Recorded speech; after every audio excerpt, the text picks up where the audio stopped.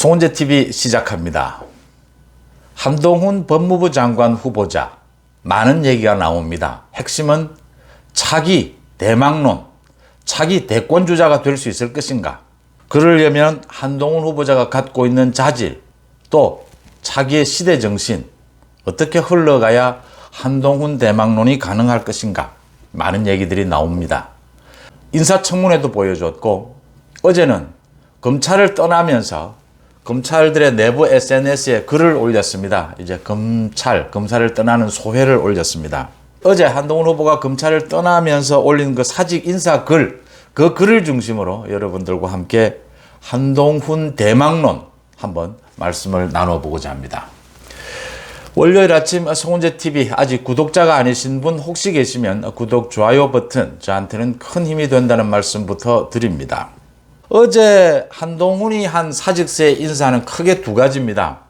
자신이 지난 2년 동안 왜 문재인 정권과 그렇게 싸워올 수밖에 없었느냐. 그 다음 자신이 검사로서 지금까지 살아온 정말 아주 소소하게 자신을 도와준 사람들에 대한 배려, 여러 가지 인사였습니다. 검찰을 떠나면서 한동훈 후보자가 보여준 이 글, 남긴 글, 지난 인사청문회에서 한동훈 후보자가 보여준 것과 거의 비슷하다. 거의 같은 급이다 이렇게 보입니다. 그러니까 두 가지입니다. 언제나 모든 일이 그렇습니다. 하나는 큰 그림, 전략이고 하나는 전술, 이제 세밀한 전술적인 부분이죠. 인사청문회에서 보셨지만 정말 디테일, 세세한 부분에까지 한동훈 후보자의 날카로운 기억력, 날카로운 분석력에 민주당의 최강욱, 김남국, 이수진 등은 게임 상대가 되지 못했다라고 하는 것입니다. 그러면 한동훈 후보자가 그렇게 세밀한 부분만 강했느냐? 아니죠. 전체적인 전략, 큰 그림에 있어서도 한동훈 후보자가 압승했다라고 하는 부분입니다. 그러니까 하루 종일 걸린 그 청문회에서 한동훈 후보자는 민주당이 어떤 전략으로 나올 것인가를 이미 예상하고 있었고, 거기에 국민 앞에서 어떻게 대응하는 것이 국민들에게 좋은 인상을 줄 수 있다. 한 가지만 예를 들면 됩니다. 김남국이 이모 교수를 가지고 이모 아니냐라고 했을 때 한동훈 후보자는 그 질문을 예상했다는 듯이 상당히 긴 시간 동안 이모요? 이모라고요? 우리 아이 말입니까? 아이의 이모란 말입니까? 계속 이렇게 되묻습니다. 한동훈 후보자는 알고 있었던 겁니다. 이모 교수를 이모라고 착각하고 있다는 걸 김남국이가 알고 있으면서도 굉장히 신중한 모습을 보이고, 더 나아가서 김남국을 배려하는 모습까지 보여줍니다. 빨리 눈치채고 알아채서 빨리 인지하고 자신에게 질문을 바꿔주기를, 국민 앞에서 그 짧은 시간 1, 2분 사이에 보여줄 수 있는 한동훈 후보자의 모든 걸 보여줍니다. 큰 전략에서 국민 앞에서 이 청문회를 어떻게 풀어가야 한다. 또 정말 디테일하게 세세한 감정의 흐름, 그 팩트의 흐름까지를 짚어가면서 예상해가면서 정밀하게 다루는 모습을 보여줍니다. 한동훈을 검사로 조선 제1검이라고 하지 않습니까? 윤석열 검찰총장보다 한동훈의 칼이 더 날카로웠다. 물론 한동훈은 실무 책임자니까 칼이 더 날카로워야 하죠. 윤석열 검찰총장은 전체 그림을 가져가야 되니까 그런 부분인데, 금이 날카롭다, 무협지를 많이 읽어보신 분들은 이런 표현을 봅니다. 그러니까 정말 날카로운 고수, 미야모토 무사시처럼 뛰어난 검술가들은 상대의 심장만을 베는데 그 상대가 알아차리지 못할 정도로, 자신이 급소를 베었다라는 것을 알아차리지도 못할 정도로 그 금이 빠르다라고 하죠. 그런 이야기 무협지에서 나옵니다. 그게 어떤 내용인지 저도 정확하게 알지는 못합니다만, 인사청문회에서 한동훈 후보자가 보여줬던 것이 그거죠. 최강욱, 김남국이가 그 급소를 찔리면서도 자기가 어디에 급소가 찔렸는지, 지금 찔렸는지 어땠는지를 눈치채는 데는, 알아차리는 데는 상당한 시간이 걸렸다라는 겁니다. 굉장히 칼이 빨랐다. 그 다음 칼이 정확했다라고 하는 겁니다. 그래서 조선 제1검, 최고의 특수통이다. 이런 이야기를 듣는 것이겠죠. 제가 드리는 말씀은 큰 그림, 정말 정밀한 세부, 작은 그림 모두 강한 모습을 보여줬다.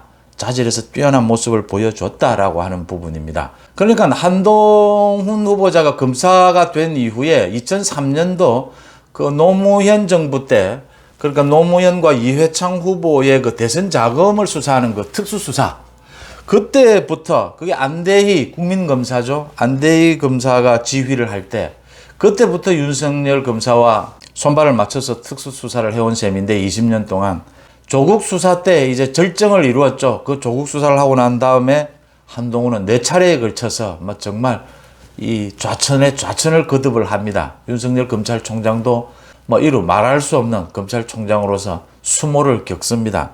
어제 한동훈이 올린 사직 인사의 글부터 조금 더 소개를 해드리겠습니다. 한동훈이 이랬습니다. 검찰 조직을 의인화해서 사랑하지는 않았습니다.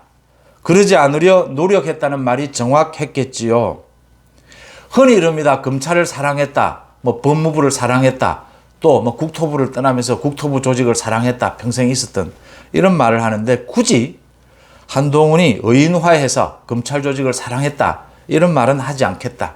자신이 검사로서는 그 직업이 너무나 좋았고 너무나 행운이었다 생각하지만 그 검찰 조직을 의인화해서 사랑한다. 이런 말은 하지 않으려고 노력했다. 집착하지 않겠다. 검찰을 무슨 크게 자기 속의 우상처럼 그렇게 남겨두지는 않겠다. 한동훈 후보자의 굉장히 섬세한 날카로운 분석력이 보이는 대목이지 않습니까? 또 전체로서 이 지금 자신이 검찰을 떠나면서 하는 이 글이 온 국민들에게 알려질 거라는 걸 알고 있습니다. 인사청문회처럼요. 국민들이 어떻게 받아들일까?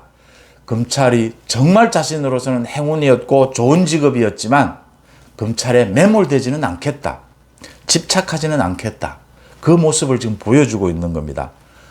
큰 그림에서 잘 계산되어 있다 이렇게 보입니다. 검사라는 직업이 참 좋았다라고 하면서 밥 벌어먹기 위해 일하는 그 기준이 정의와 상식인 직업이어서 참 좋았다라고 했습니다. 그래서 정의, 상식에서 답을 내고 싶었다. 힘을 가진 사람, 돈을 가진 사람에 대한 강자일수록 정말 흔들리지 않고 수사를 하고 싶었다. 정의와 상식을 드러내고 싶었다. 가끔 외압이나 부탁이 없을 수 없었지만 정말 흔들리지 않으려고 노력을 했다. 그 다음 그런 과정 속에서 싸가지 없다는 소리도 들었고 술도 잘 마시지 않는, 술을 거의 안 먹는다고 그러죠. 그 다음 말이 잘 통하지 않는 그런 사람으로 치부됐지만 세상에 공짜가 없으니 욕먹은 게 억울하지는 않았다 이렇게 얘기를 했습니다. 또 좋은 분들, 많은 수사관들 이런 사람들과 같이 일할 수 있어서 너무나 다행이었고 너무나 좋았다라고 하는 배려도 보여줍니다. 또 자기가 한 일들이 모두 정답은 아니었지만 틀린 답을 낼 경우라도 그것은 자신의 능력이 부족해서지 공정과 정의에 대한 의지가 부족해서는 아니었다. 글의 표현이 뛰어나다라고 하는 부분, 그러니까 법조인들이 이 글을 참 잘 쓰죠. 이 법률 글뿐만이 아니라 일반적인 글도 잘 씁니다. 논리적이고 또 표현에 굉장히 신경을 쓰기 때문이죠. 법률이라고 하는 것이 그렇지 않습니까? 그러니까 어려운 사안을 쉽게 많은 국민들에게 또는 피의자에게 설명할 수 있어야 그게 법률이지 않습니까? 변호사든 검사든 판사든 쉽게 피의자에게 자신이 뭘 잘못했는지를 수긍할 수 있도록 설득할 수 있어야 그게 정말 훌륭한 법조인이지 않습니까? 그러니까 한동훈이 인사청문회에서 말을 통해서 한동훈이 가진 자질을 국민들에게 보여줬다면 어제 이 검찰을 떠나면서 이 글을 통해서 이제 국민들에게 자신의 생각을 보여줬다 이렇습니다. 자신이 한 일, 검사로서의 그 일에 상처받았을 분들을 생각하면 마음이 무겁다라는 말도 잊지를 않습니다. 어제 글의 핵심입니다. 온갖 이유로 권력으로부터 광기에 가까운 집착과 별의별 린치를 다 당했지만 팩트와 상식을 무기로 싸웠고 결국 그 흑우성과 실제가 드러났다. 자신은 두들겨 맞으면서도 당당하니까 뭐든 할 테면 해보라 라는 담담한 마음으로 싸웠다. 자신이 왜 끝까지 지난 2년, 3년 동안 4번의 좌천을 겪으면서도 검찰에 남아있었느냐. 이런 린치를 당하면서도 끝까지 타협하거나 항복하지 않는 선례를 만들고 싶었다. 이런 얘기들을 합니다. 큰 그림에서나 작은 그림에서나 자질면에서 뛰어났다라고 하는 부분입니다. 이제 핵심으로 다시 돌아가 보겠습니다. 한동훈이 차기 대통령에 도전할 수 있는 그런 자질을 가졌느냐, 그런 시대 정신이 올 것이냐라는 부분입니다. 제가 보기에는 자질은 충분하다. 근데 시대 정신이 올 것인가 부분은 좀 더 지켜봐야 된다라는 부분입니다. 한동훈이 자질은 왜 뛰어나냐? 여기서 자질은 뭐 검사로서의 자질이 아닙니다. 뭐 인사청문회 잘했다고 또 뭐 어제 글 좋았다라고 아닙니다. 정치인으로서의 자질을 봤습니다. 그러니까 윤석열 당선인이 한동훈을 법무부 장관 후보자로 지명했을 때 법무부 장관은 청와대 민정수석실이 없어지는 상황이었기 때문에 뭐 법무부 장관은 당연히 민정수석실 일을 상당 부분 더 해야 하는 조직 체계만으로도 굉장히 뭐 소통령 소리를 들을 수 있는데 거기에다가 한동훈은 윤석열 당선인의 뭐 측근 중에 측근이다. 복심이다. 그러니까 소통령 이야기는 나오지 않을 수가 없죠. 조직에서 인간관계에서 그렇는데 이제 일로도 윤석열 정부 초반 국정의 가장 중심 일은 검수완박이죠. 그 다음 민주당의 이재명을 비롯해서 저 수사를 어떻게 할 것이냐 부분이거든요. 대부분의 국민들이 검수완박, 저걸 윤석열 정부가 어떻게 헤쳐가느냐를 보고 있는 그 핵심에 한동훈이 서 있다라고 하는 부분입니다. 특히 윤석열 대통령은 검수완박을 헤쳐나가는, 한동훈이 헤쳐나가게 되겠지만 이 한동훈에게 거의 맡겨두고 자신이 검찰 출신이기 때문에 또 대통령으로서 자신의 소신이 검찰의 독립이기 때문에 거의 관여하지 않을 것이라고 하는 점입니다. 적어도 겉으로는 한동훈에게 다 맡겨둘 것이라고 하는 점입니다. 이 지금 윤석열 정부 초창기에 가장 중요한 검수완박에 대해서 그 핵심인 법무부 장관이고 거기에 많은 권한이 몰려있고 인간적인 관계, 대통령과의 관계에서도 복심이다. 한동훈에게 초점이 모일 수밖에 없습니다. 여기에서 한동훈의 자질 부분, 검사로서가 아니고 정치인으로서의 자질, 글과 말에서 드러나는 그의 판단력 보여준 것입니다. 법무부 장관으로 지명이 되자 대부분의 장관 후보자들은 겸손합니다. 국회에 머리를 숙입니다. 국민 앞에 머리를 숙입니다. 한동훈도 겸손했지만 한동훈은 당당했습니다. 민주당에 대해서 강력한, 문재인 정권에 대해서 강력한 비판의 말, 어떤 정치인보다도 더 강력하고 핵심적인 말을 쏟아붓습니다. 야반도주 하듯이 검수완박법안을 밀어붙이고 있다. 도대체 지난 5년 동안 무슨 짓을 했느냐? 검사의 역할이 뭐냐? 검찰의 역할이 도둑놈을 잘 잡는 것, 나쁜 놈을 잘 잡는 것이 가장 우선이다. 거침없는 말을 해놓으면서 정치적인 감각에 있어서 지금 보수, 기존 정통 보수의 지지를 완전히 획득했다라고 하는 부분입니다. 한동훈 후보자가 그 영역, 그 정치의 영역을 정확하게 꿰뚫고 있다라고 하는 부분입니다. 정치인으로서의 자질에서 한동훈 후보자의 정치적 판단력, 정치적 자질은 입증이 됐다라고 보입니다. 이제 대중성 부분, 윤석열 대통령이 보여준 그 본래부터 타고난 어떤 친화력, 대중성, 이 부분은 한동훈 후보자가 윤석열 대통령보다는 훨씬 취약하다라고 보입니다.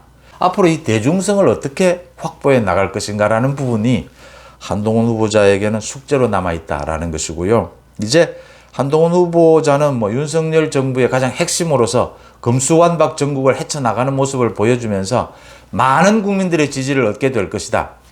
핵심, 정통 보수의 지지는 이미 얻었다.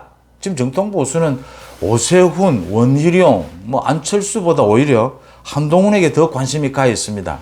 문제는 확장성입니다. 이제 중도, 더 나아가서 전체 국민의 관심, 지지를 끌어낼 수 있느냐. 그 부분은 이제 한동훈 후보자가 보여줄 정치적 대중성, 그 다음 시대정신이 말을 할 것이다. 시대정신은 한동훈 후보자에게 좀 불리한 부분일 것이다. 이렇게 보입니다. 그러니까 윤석열 정부가 성공하는 것이 가장 중요하고 거기에 이어서 이제 정권 연장이 되어야 하는데 정권 연장이라고 하더라도 윤석열 대통령과 너무나 많은 비슷한 경험을 공유하고 인간관계를 공유해온 한동훈 후보자에게 시대정신이 그렇게 유리한 국면으로 가지는 않을 것이다. 많은 전체 국민으로서는 새로운 어떤 것을 요구하는, 새로운 국면을 요구하는, 새로운 인물을 요구하는 그런 흐름이 우리 정치사에서는 많았다라고 하는 부분입니다. 물론 한동훈 후보자가 성공적으로 법무부 장관직을 수행하고 난 다음에 2024년에 이제 총선에도 출마해서 정치권으로 본격 들어올 수도 있고 또 다른 길을 택할 수도 있습니다. 거기에 따라서 여러 가지 달라질 것이고 시대정신, 이 시대 정신과 정치적 자질이 딱 맞아 떨어질 때 이제 대권이 눈에 보이는 것 아닙니까? 대망이 이루어지는 것이 아닙니까? 이게 그냥 오지는 않는다라고 하는 것입니다. 전략 전술에서 큰 그림을 그릴 줄 아는 그 능력, 준비하는 능력일 것이다. 시대 정신이 경제가 될 것인지 윤석열 정부의 탄생 때처럼 공정과 법치가 될 것인지 또 아니면 다른 부분이 될 것인지 지금으로서는 예측하기 어렵지만 한동훈 후보자의 정치인으로서의 자질은 합격점이다. 그렇지만 앞으로 대중성, 시대정신 부분은 좀 지켜봐야 될 대목이다라는 부분입니다. 한동훈 후보자가 누구보다도 지금 국민의힘에서의 누구보다도 차기에 앞서 있다. 국민들의 관심을 끌고 있다. 가장 중요한 것은 정통 보수의 지지를 압도적인 지지를 지금 받고 있다라고 하는 부분입니다. 한동훈 후보자가 법무부 장관 후보자로 지명이 되고 난 이후에 보여준 그 은행만으로 이 압도적인 지지를 끌어냈다라고 하는 겁니다. 당당하게 문재인 정부와 민주당이 뭐가 문제가 있는지를 당당하고 날카롭게 꼬집었고 인사청문회를 통해서 전체 그림 속에서 정말 정밀하게 민주당을 자신들이 어떻게 베었는지도 모를 정도로 날카롭게 베어버렸다고 하는 부분. 그 다음 또 어제 글을 통해서 한동훈이 얼마나 종합적인 시각을 갖고 있고 정말 세세하게 배려할 수 있는 균형 잡힌 자질, 균형 잡힌 비전을 갖고 있다라는 점도 보여줬다. 이렇게 해석이 됩니다. 송은재TV 마칩니다. 고맙습니다.